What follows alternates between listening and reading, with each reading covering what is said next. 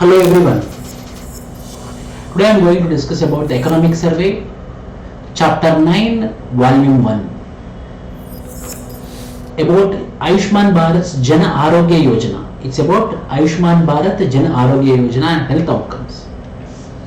Of all the forms of inequality, injustice in healthcare is the most shocking and most inhumane. Yes.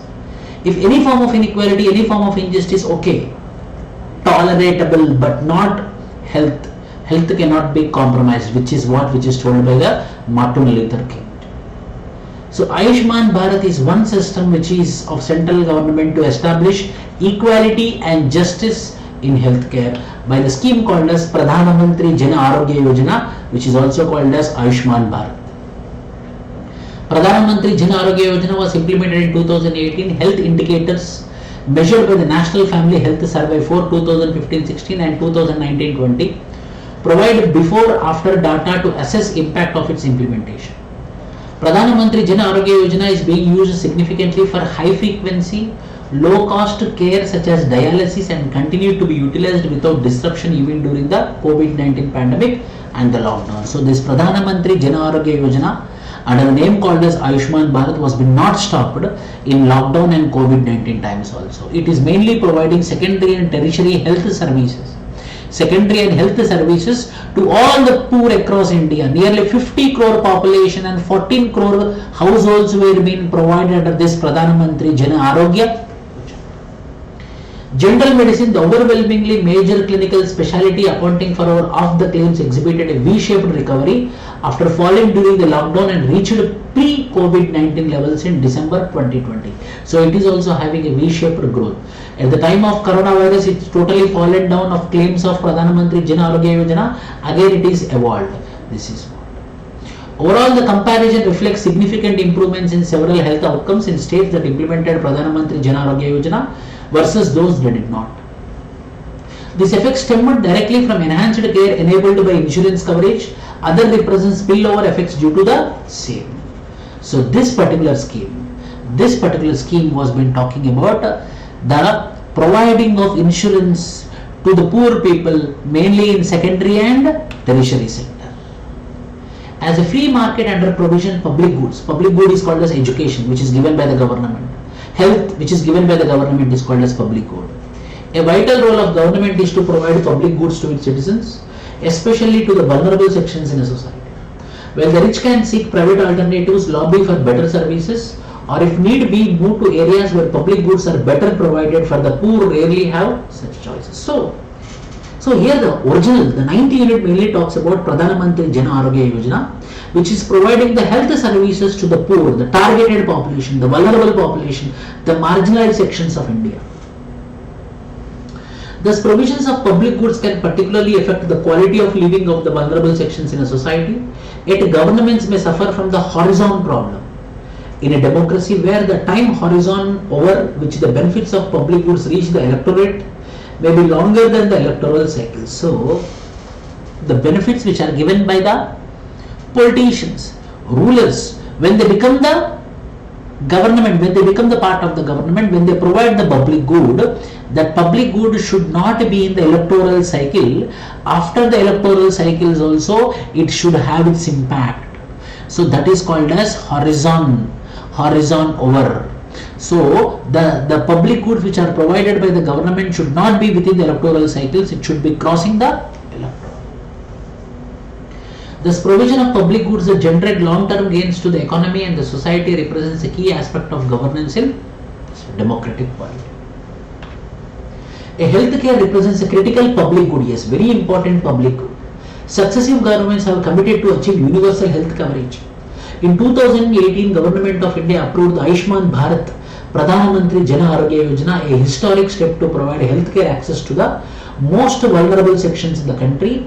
Beneficiaries included approximately 50 crore individuals across 10.74 crore poor and vulnerable families, which form the bottom 40% of the Indian population. The households were included based on the deprivation and occupational criteria from the Socio-Economic Caste Census 2011 for rural and urban areas.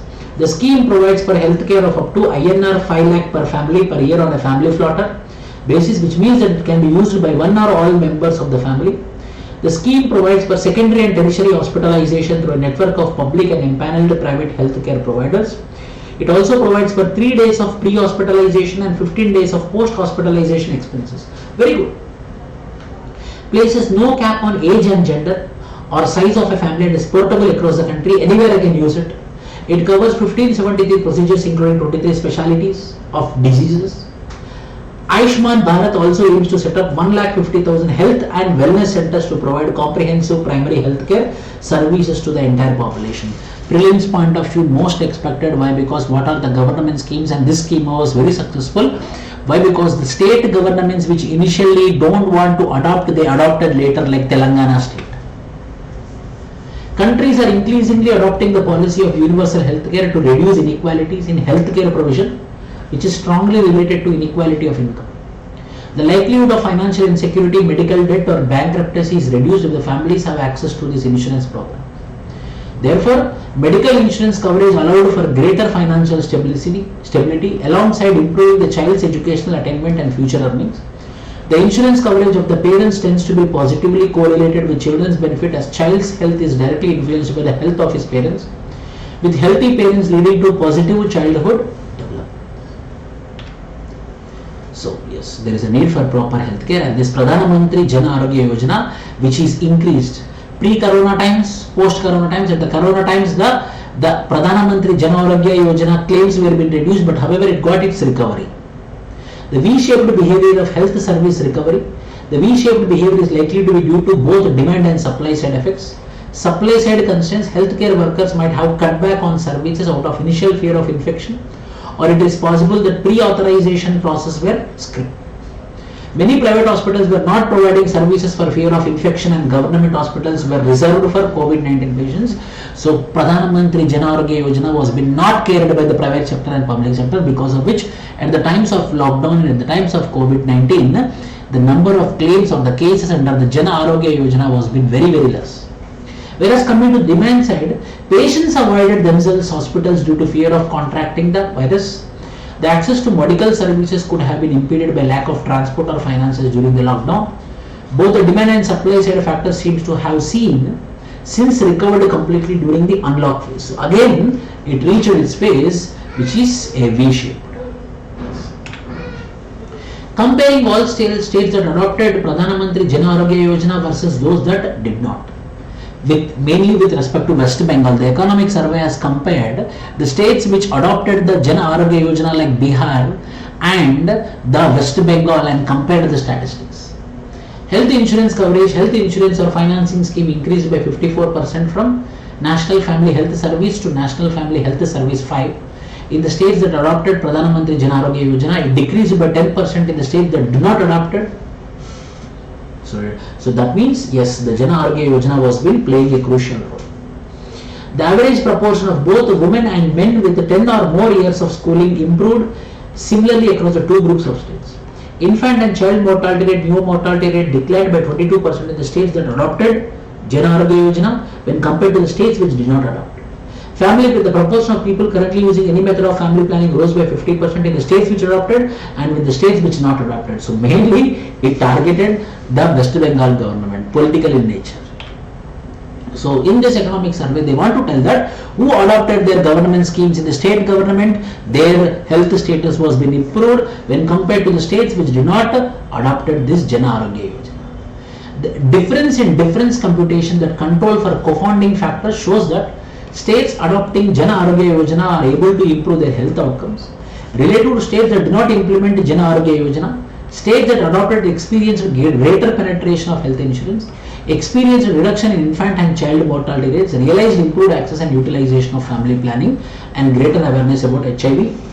So, the 90-minute summary is mainly talks about the Pradhan Mantri Jan Arogya Yojana, Health for All, a scheme which was been popular by the Ayushman Bharat, whereby all the vulnerable population of the country, 40% of the vulnerable population of the country were been covered under this scheme, by which the secondary hospital health service and tertiary health services were being provided to them. And mainly pre-hospitalization 3 days and post-hospitalization expenses 15 days were being provided. That is the main target of this Pradhan Mantri Jan Arogya Yojana, popularly called as Ayushman Bharat. This is the unit 9 mainly about this scheme. And the next is 10th unit which I am going to discuss. The 10th unit is, it mainly talks about the bare necessities. The bare necessities. The bare necessities about the 10th unit, last unit of volume 1. The bare necessities means basic requirements. Bare necessities means basic requirements. So with respect to basic requirements, in Jungle Book they mentioned that look for the bare necessity, the simple bare necessities. Forget about your worries and your strife. I mean the bare necessities. Just what is your necessities? Just to believe in your necessities. Don't think about other worries. Don't think about other strife. Just think about your necessities. Bare necessities like health, education, sanitation, drinking water facilities, electricity. These are the bare necessities, whether bare necessities are achieved or not. So, the Finance Minister's Economic Survey for 2020 and 2021 has introduced a new metric to gauge progress on the quality of bare necessities available such as drinking water, sanitation, shelter, electricity, LPG stoves, called the Bare Necessities Index. Since the 1950s, the idea of minimum needs can be viewed as a process of providing the bare necessities of life to citizens has been around in India. A family's ability to assess bare necessities such as housing, water, sanitation, electricity and clean cooking fuel have therefore been regarded as an important barometer of economic development in academic and policy making circles. The bare necessities of life under the Bare Necessities Index has been developed as a means of assessing economic development using the basic needs. So this 10th unit mainly talks about the bare needs, means basic necessities index. Whether the basic necessities of life are reached or not, that is the target of the government. The Basic Necessities Index measures access to the bare necessities for households in rural areas, in urban areas and across the India. There are 5 dimensions of the basic necessities: water facility, drinking water facility, sanitation facility, drainage facility, housing for all, housing facility, micro environment facility and other facilities like kitchen type, ventilation of the dwelling unit, access to the household to bathroom, public community use with payment, electricity. These are called as. So this 5 dimensions, prelims point of view, very important. The bare necessities according to the economic survey is drinking water, sanitation, housing, micro environment and other facilities. Assessing findings of the index overall, highest access, overall Kerala is having highest access to the bare necessities, then Punjab, then Haryana, Gujarat, and improving states are Haryana, Punjab, and these are all the states. These are all the states. Well, lowest in Odisha. The lowest is in Odisha, basic. Coming to rural India, the highest access is in Punjab, and whereas lowest is in Uttar Pradesh, and improvement is happening in Jammu and Kashmir. Urban India, no state is showing lowest level of bare necessities index in 2018. Overall, over 22 include Uttarakhand, Jammu and Kashmir, Punjab, Rajasthan, Madhya Pradesh are performing well. So this is not required for police, but just understand that the bare necessities index is very important to understand how the basic necessities of the people of India have been achieved. First dimension is drinking water facility. You know the drinking water facility. The access to drinking water to households in most of the states has improved in 2018 compared to 2012. 2018 because NDA government and 2012 is because UPA government. In rural as well as in urban areas, except for Andhra Pradesh in rural and Andhra Pradesh and Himachal Pradesh in urban areas. So reason Andhra Pradesh is underperforming with respect to drinking water facility. States such as Sikkim, Punjab, Haryana are performing in the top, and the bottom on the drinking water facility, Odisha, Jharkhand and Andhra Pradesh. Equity in access, across all groups, equity in access to drinking water increased in 2018 when compared to, so this is the drinking water accessibility index, the first dimension of, the second dimension is sanitation index. The sanitation access has improved for all states in rural areas, for most of the states in urban areas in 2018. Sanitation have declined as the states having low access to sanitation in 2012, so all the states are performing well, rural, urban with respect to sanitation facility. Third is housing index, improvement. The access to housing has improved in all states except urban areas in states. So in rural areas there is a very good accessibility to the housing. Micro environment, the index measures the percentage of households who are living in dwelling units. with access to drainage without problems of flies, mosquitoes, efforts made by local bodies, state government to tackle problems of this microenvironment, twin environments. Microenvironment has improved in 2018 for all states except for Assam in rural and Odisha and Assam in urban areas, so compared to 2012. This is microenvironment index. So other facilities also, electricity is also improving, LPG facility is also improving because of Ujjwala scheme, etc. Government measures to improve access to the bare necessities are, in order to improve access to the bare necessity, government have made constant efforts. The network of schemes designed to deliver these necessities are Swachh Bharat Mission, Rural Drinking Water Facility, Pradhan Mantri Awas Yojana, Saubhagya Scheme Electricity, Ujjwala Yojana. One by one I will explain you. Swachh Bharat Mission, rural and urban. To attain open defecation, main target of Swachh Bharat Mission rural is to attain open defecation free India by 2nd October 2019 by providing access to toilet facilities to all rural households in the, whereas urban to achieve 100% open and defecation free status and 100% scientific processing of the municipal solid waste. This is the target of urban, this is the target of rural. Coming to Awas Yojana, to provide housing for all in rural and urban by 2022, more time is. As of 18th January 2021, 109 lakh houses have been sanctioned, out of which 70.4 lakh houses have been grounded for construction, of which 41 have been built to the beneficiaries under Pradhan Mantri Awas Yojana urban. Since inception of the scheme in 2015, the target number of houses for construction were 2.95 crore.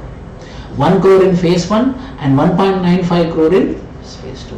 Awas Yojana, housing for all. Third, electricity, other facilities. Sahaj Bijli Har Ghar Yojana Saubhagya, to achieve universal household electrification by providing electricity connection to all building unelectrified households in rural areas and all building poor households in urban areas in the country by March 2000.